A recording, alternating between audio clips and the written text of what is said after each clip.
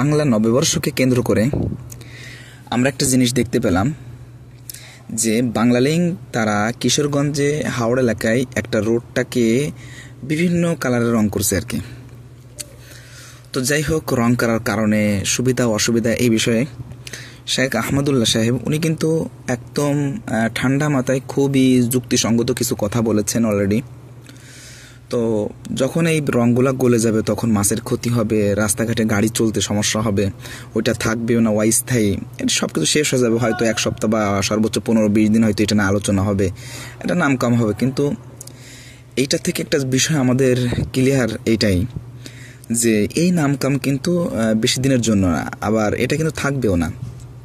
কিন্তু আপনারা পাশাপাশি দেখতে পাচ্ছেন যে নগদ তারা কিন্তু মার্কেটিং বোঝে এবং তারা মার্কেটিংটা করতেছে খুব স্মুথলি, খুব ঠান্ডা মাথায় তারা কিন্তু কাজ করে যাচ্ছে। আপনারা ইতিমধ্যে দেখতে পাচ্ছেন যে নগদ তারা কিন্তু গরিব দুঃখীদের পাশে যেভাবে তারা দাঁড়িয়েছে, দেখলেন যে স্টেডিয়ামে ঝাড়ুদার তাদেরকে 50,000 টাকা করে দিয়েছে। এটা কিন্তু নগদের প্রথমত তাদের মার্কেটিংটা বাড়ছে, দ্বিতীয় বিষয় হচ্ছে গরিব দুঃখীদের পাশে তারা দাঁড়ালো, এবং তৃতীয় নম্বর বিষয় হচ্ছে যে তারা পুরো বাংলাদেশের ভিতরে একটা সুনামের একটা জায়গা কিন্তু নগদ কিন্তু পেয়ে গেল। তো এমনইভাবে আরও কিছু কিছু পদক্ষেপ নগদ গ্রহণ করছে। আমি মনে করি এই পদক্ষেপগুলা খুবই সুন্দর পদক্ষেপ এবং খুবই আমার কাছে খুবই ভালো লাগছে আর এক কথায়।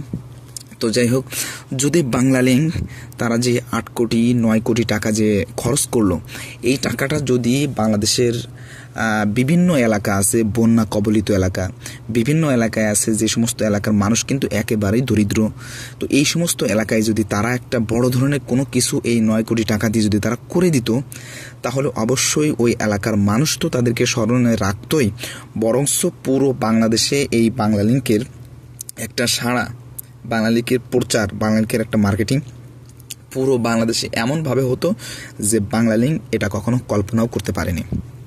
কারণ বাংলাদেশের মানুষ কিন্তু শুরু থেকেই ধর্মভীরু, বরঞ্চ তারা এই কাজটা করাতে কিন্তু মানুষ কিন্তু 2টা ভাগে বিভক্ত হয়ে গেছে। একটা ভাগ যেটা আছে, যে ভাগের ভিতরে মাত্র 20% মানুষ আছে যারা তাদেরকে না বুঝেই সাপোর্ট করতেছে, আর দেখেন 80% মানুষ তারা কিন্তু বাংলালিংকের বিরোধিতা করতেছে শুধুমাত্র এইটা করার কারণে। কারণ বাংলাদেশে ধর্মপ্রাণ মুসলমান তারা কিন্তু বেশি। অর্থাৎ এই জায়গায় একটা কাজ করতে গেলে আপনাকে অবশ্যই হিসাব কিতাব করে আপনাকে কিন্তু কাজ করতে হবে।